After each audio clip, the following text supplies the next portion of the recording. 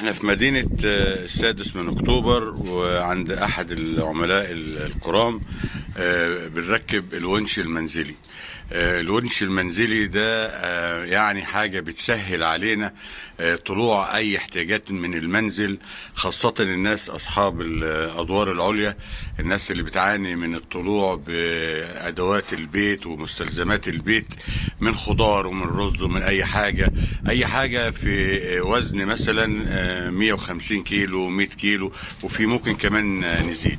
يعني هنا ركبنا هنا في الدور الخامس عند احد العملاء هنا في مدينة 6 اكتوبر، وعملنا مثلا الشنطة هنا كتجربة مثلا. يعني احنا بنودي الونش كده ناحية الشارع او ناحية المكان اللي احنا عاوزين ننزل فيه، وده نفترضه مثلا كمثال شنطة خضار، اي حاجة من مستلزمات البيت، وبننزل فيه كده على الارض او نطلع كده. حتى معانا الاستاذ رائد زكي. رائد، اخبار حضرتك ايه؟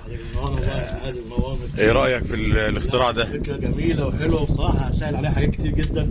انا كنت قاعد في الشقه في دور تاني ومعايا اسانسير ولسه ناقل في الشقه دي، كنت شايل هم اصلا ان انا اطلع نفسي على السلم، فاهمني؟ طلع نفسي بقى اخد بقى خضار وحاجات البيت وبتاع. فالفكره دي دخلت على النت بحثت عنها، لقيتك حضرتك موجود قدامي في اول فيديو. عجبتني الفكره، كلمت حضرتك جيت لي على طول. الحمد لله بصراحه فكره جميله جدا. الله يخليك. يعني عجبتك الفكره والشغل جداً تمام جداً جداً. طبعا فاضل بس ان احنا هندهن بس الحديد، لان احنا عاملين طبعا بحاجه امان، والامان عندنا اهم حاجه. والحديد التقيل ده، على فكره الحديد ده يا استاذ رائد ممكن يشيل لك طن.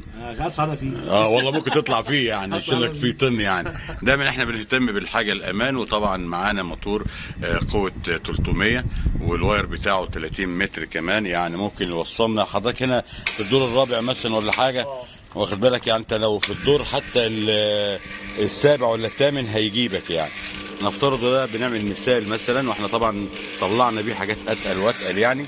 وده الونش معانا اهوت. ويا رب يكون عجب حضرتك يا استاذ رائد يعني. ان شاء الله. طيب الحمد لله. طلع بقى الحاجه بقى، احنا عاملينها مثال، وطبعا احنا دهنينه. لا عادي، طلعها اهو كده ماشي. اسحب، ايوه كده. رص في النص ازاي، طبعا بحته عصايه ولا اي حاجه يعني. ازيك يا باشمهندس؟ الحمد لله. انت بقى تشتغل بقى في المساله دي، ولا انا مش عاوز اطلع حاجه يا بابا، ولا الحاجه تقيله يا بابا، ولا بتاع؟ بعد ما نخلص بنبيته عادي كده في البلكونه عادي.